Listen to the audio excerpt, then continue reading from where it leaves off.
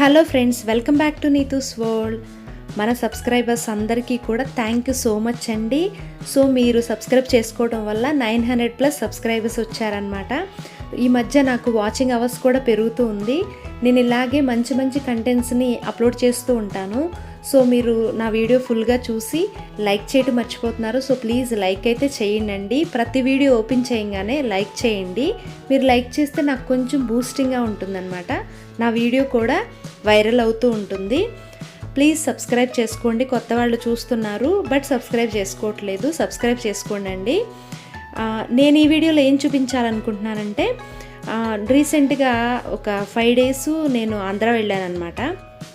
So అప్పుడు చిన్న చిన్న చేపల్ని ఎలా క్లీన్ చేయాలి అనేది నేనైతే వీడియో షూట్ చేశానండి. ఇది కూడా షూట్ చేసి అప్లోడ్ చేయాలా అని అనుకోవచ్చు. బట్ చాలామందికి, అంటే నాకు తెలిసిన నా ఫ్రెండ్స్ అందరికీ కూడా ఇలా క్లీన్ చేస్తారా అనే విషయం కూడా చాలా వరకు తెలియదండి. సో వాళ్ళు నెక్స్ట్ జనరేషన్ వాళ్ళకి చూపిస్తారు, ఇలా చేయాలి అనేది తెలుస్తుంది అన్న ఉద్దేశంతో నేనైతే షూట్ చేస్తున్నానండి. నాకైతే ఇలా క్లీన్ చేయటం అసలు రాదండి. సో నా తర్వాత వాళ్ళకి కానీ వేరే వాళ్ళకి కానీ ఎలా క్లీన్ చేస్తారు, ఎంత బాగా చేయొచ్చు అనేది మీకు చూపిద్దామని ఈ వీడియో అయితే నేను కంప్లీట్గా షూట్ చేశాను. మా అత్తయ్య చిన్న చిన్న చేపలైనా పెద్ద చేపలైనా కూడా చాలా నీట్గా క్లీన్ చేస్తారనమాట. శ్రీరామనవమి రోజు సండే వచ్చింది కాబట్టి ఆ రోజు ఆఫ్టర్నూన్ నుంచి, అంటే మేము ఉండేది 1 or 2 days కదా. సో ఆ చేపలు ఎలాగో బెంగళూరులో దొరకవు, అక్కడ ఫ్రెష్గా ఉంటాయి కాబట్టి తిందాంలని చెప్పేసి అదే రోజు అయితే తీసుకొచ్చామండి. సో అత్తయ్య ఆ ఫిషెస్ని ఎంత ఎండ ఉన్నా సరే పాప మా ఎండలో కూడా క్లీన్ చేసేసారనమాట. అసలు బయట తీసుకున్న చేపల్ని కర్రీ చేయడం అంటే అసలు మా అత్తయ్యకి ఇష్టం ఉండదండి. ఆవిడ ఓన్గా క్లీన్ చేస్తేనే తినాలనిపిస్తుందంట, లేకపోతే అసలు తినరు. సో అందుకనే ఎంత ఎండున్నా ఏమున్నా కూడా చాలా పేషెన్సీగా ఆ ఫిషెస్ అన్నిటిని కూడా చక్కగా నీట్గా క్లీన్ చేశారనమాట. అది నేను జోహి మా హస్బెండ్ కూర్చుని కొంచెం హెల్ప్ చేస్తా అట్లా ఉన్నాం. మందర్లో ఏంటంటే బాక్సులు పెట్టేస్తున్నారు, పెంచడం కూడా నీకు బాక్సులు పెట్టి చెరువులో పెడతారు, పెంచుతున్నారు. అది దాన్ని మళ్ళీ ఎక్స్పోర్ట్ పంపించేస్తారు ఎక్కడోసారి. పొద్దున్నే దొరుకుతాయి ఉండేది.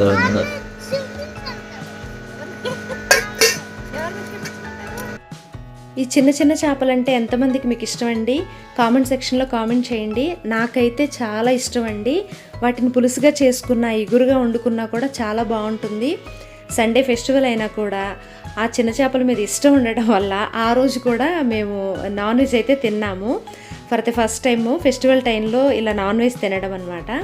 సో చూసారండి, అట్లా క్లీన్ చేయటం మాత్రం చాలా కష్టం అండి. ఇది చిన్న చిన్న చేపలు కాబట్టి బూడిద తీసుకుని వాటితో మొత్తం కూడా కట్ చేసేస్తున్నారు, పులుసులు అవన్నీ కూడా. చూడండి ఎలా చేస్తున్నారు. ఇక్కడేమో మా జోహి నాతో ఆటలాడుతున్నాడు. ఇక్కడ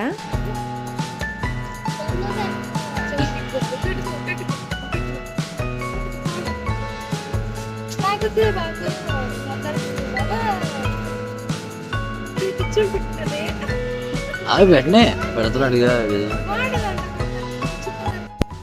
అత్తయ్య చేపలకి ఉన్న పులుసంతా కూడా క్లీన్ చేసేయటం, వాటికి చుట్టూతా ఉంటాయి చూసారా, ఆ పార్టు తోక అదంతా కట్ చేసేయడం అయిపోయిన తర్వాత ఇలా చేపల్ని క్లీన్ చేస్తున్నారండి. ఇది చాలామందికి తెలుసు కదా, తెలిసిన వాళ్ళైతే స్కిప్ చేసేయండి. బట్ తెలియని వాళ్ళు మాత్రం జస్ట్ చూడండి తెలుసుకోవడం కోసం అని చెప్పేసి. చూసారా మా అత్తయ్య ఎంత నీట్గా వైట్గా వచ్చేంత వరకు క్లీన్ చేశారు. ఫిష్ కర్రీ మాత్రం అన్ని కర్రీస్ అత్తయ్య బాగా చేస్తారు, కానీ ఫిష్ కర్రీ స్పెషల్ అండి, చాలా బాగుంటుంది టేస్ట్ మాత్రం. నేను స్పైసీ ఎక్కువ ఇష్టపడతాను, అత్తయ్య కూడా అట్లాగే స్పైసీ ఎక్కువ ఇష్టపడతారు. సో ఫిష్ కర్రీ మాత్రం సూపర్గా చేస్తారు అత్తయ్య ఎప్పుడు చేసినా కూడా. నేనైతే చాలా ఇష్టంగా తింటాను.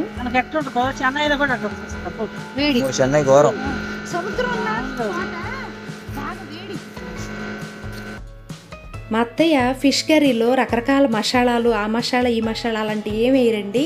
పాతకాలం పద్ధతిలో జస్ట్ సింపుల్గా చేస్తారు. అల్లం వెల్లుల్లి పేస్టు, లవంగాలు, ధనియాలు అంతేనండి. జస్ట్ ఆ సింపుల్గానే కర్రీ మాత్రం అసలు చెప్పవసరంలా వండర్ఫుల్గా ఉంటుందండి.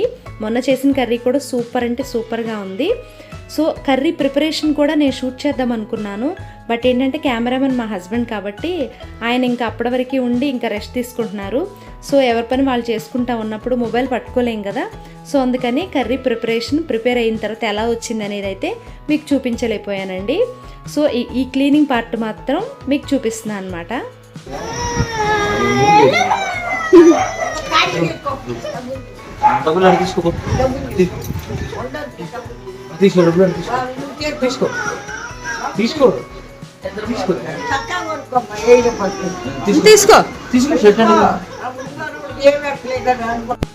ఈవిడెవరంటే మా హస్బెండ్ వాళ్ళ నానమ్మ అనమాట. జోహిని డ్రెస్ కొనుక్కోమని మనీ ఇస్తున్నారు. జోహి ఏమో దగ్గరికి వెళ్ళడానికి ఏడుస్తున్నాడు అనమాట. నెక్స్ట్ ఆఫ్టర్నూన్ టైంలో తాటి ముంజలు తినడానికైతే రోడ్ సైడ్ అమ్ముతుంటే ఆగి తింటున్నామండి.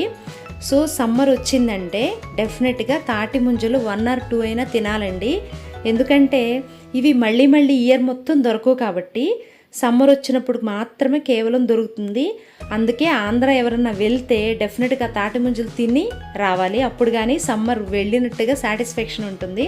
ఎందుకంటే బెంగళూరులో మనకి దొరకవు కాబట్టి. సో మేము అందుకనే ఇంకా సీజన్ రాలేదే ఏమోలండి 1 or 2 ప్లేసెస్లోనే పెట్టారనమాట.